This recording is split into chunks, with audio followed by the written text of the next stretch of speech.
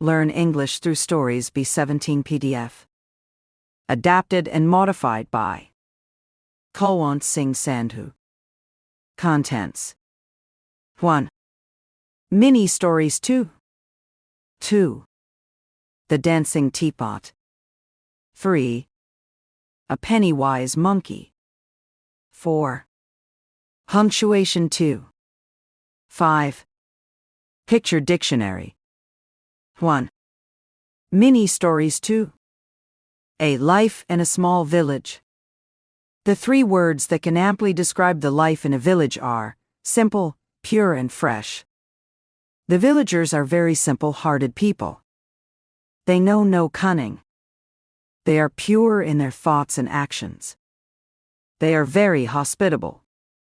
They live simply and happily. They have no anxiety. Life in a village is very calm and peaceful. It is free from the hustle and bustle of cities. The air is fresh and health-giving.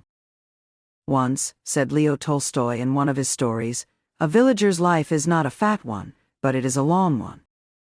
In short, we can say that life in a village is worth living. Those were the good days when it was true. Now the life in the village has changed. There is an English phrase, curate's egg. It means a mixed bag, partly good and partly bad. So there are still some good things in the village life. But there are other things as well. Poverty, dirty politics, vendetta, and so on. B. Benefits of morning walk. Morning walk is the best form of exercise. It costs nothing. It is very useful for our health. It refreshes our mind. It strengthens our body. It prolongs our life. It saves us from many diseases. It is equally good for the young and the old. Morning walk keeps us fresh for the whole day. It develops in us the habit of rising early. It awakens in our love for nature. The dewdrops, the fresh flowers, the chirping birds, and the rustling leaf charm our mind. Thus morning walk is useful not only for our body, but for our mind and soul also. See, Banta Singh goes for a morning walk. I usually wake up around 7:00 a.m., but today, my eyes opened a bit early at 6 in the morning. I had read the benefits of morning walk a lot, so I decided to give it a try. I did not take my smartphone, or any other distractions, it was just me and the nature. The morning was refreshing beyond imagination. A cool breeze was running across my face that took away my sleepiness, the soothing sound of the birds calmed me, and the greetings from the fellow walkers made me feel wonderful. Various thoughts started entering my mind. I started wondering why I have missed this beautiful part of nature for so long. My creative juices also started flowing. I got some ideas for a new project just by walking around. There were no bad thoughts or any stress. I was not worrying about the past, but living entirely in the present. When I came back home after a 15-minute walk, I was feeling happy. I have seen so many benefits of this exercise in just one day. I plan to make it a part of my routine. I recommend everyone just for one day keep your laziness at bay and go out for a walk. You will surely enjoy it. And now I plan to do it every day. B17 Banta Singh lives in Canada. He plays kabaddi. Banta is a big strong man. He plays for the Canadian kabaddi team. He goes the gym and lift heavy weights every day. He looks fearless. Many girls love this. He is always asked out on dates. One day Banta was with one of his dates at a park. They were having a picnic. Banta was going to give the girl a kiss. Suddenly, a bee landed on his nose.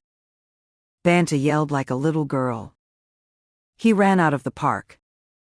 He got in his car and locked all the doors. The bee had stung his nose. He sat in his car crying. His date left. He looks like a man, but acts like a baby, his date told everyone. I am going to be a doctor. Banta Singh lived in America with his parents. His dad was a truck driver and his mum worked in a grocery store. Banta had planned his future. He was going to become a doctor.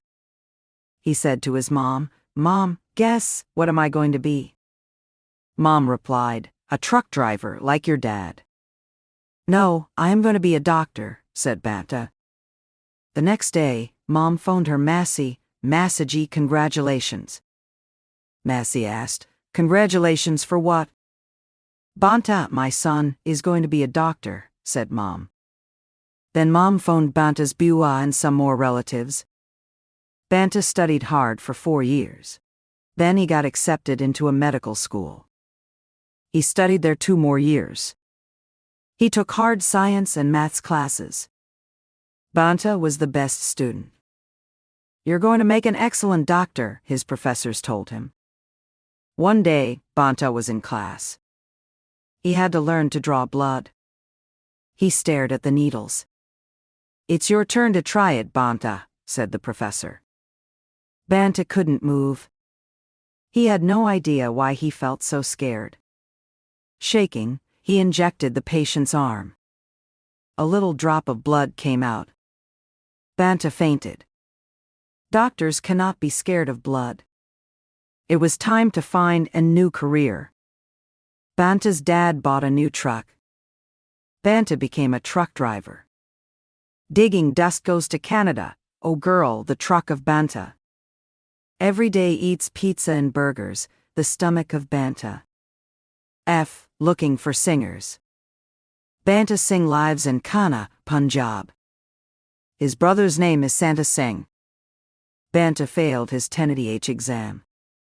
Now he was starting a band. He was a great harmonium player. His brother played the tumai very well. His friend Dola was a good dulki player. All they needed now was a singer. Banta was going to hold auditions to find one. Banta made posters. They read, "Looking for great singers." He handed them out around town. Many people showed up to audition. A lot of them sounded very good.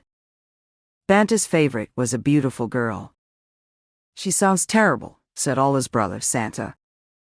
"You are crazy," Banta replied. He thought she was perfect. "Love is making you deaf," said Santa. Who was the girl? Her name was Gulabo. She sang a Hindi song. "Please let me know your choice, whatever it may be. Please bring me to the one who is supposed to be mine." 2. The Dancing Teapot. Once there lived a dwarf. He had a magical power. Every day, between 12 and 1 p.m., he did not have his magic power. The only person who knew about this was his cousin. One day, the cousins had an argument between them. The cousin of dwarf informed the bad guys to catch the dwarf between 12 and 1 p.m. The bad guys caught him and put him in a cage. Then the bad guys' party went to a park and started having alcoholic drinks. When they were having a good time, they started dancing. During dancing, the key fell from the pocket of the chief of the bad guys. In the evening, a ragman was thirsty. He knew there was a water pump in the park.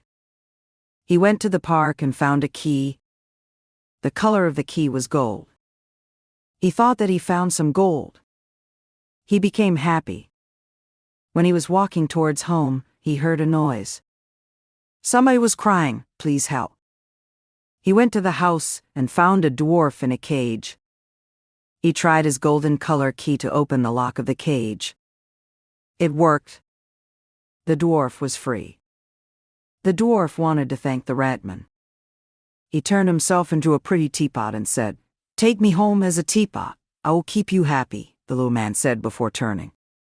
The teapot was sparkling like shiny stars at night. One night, the ragman was shocked to see that the teapot had a head, tail, and paws like a little man. "Take me to the market, you will be rich," said the talking teapot. The ragman took the talking teapot to the market. When they reached there, the teapot started to dance. Seeing this, many shopkeepers gave the ragman money. They told him to bring the teapot every week because people love watching the dance of teapot.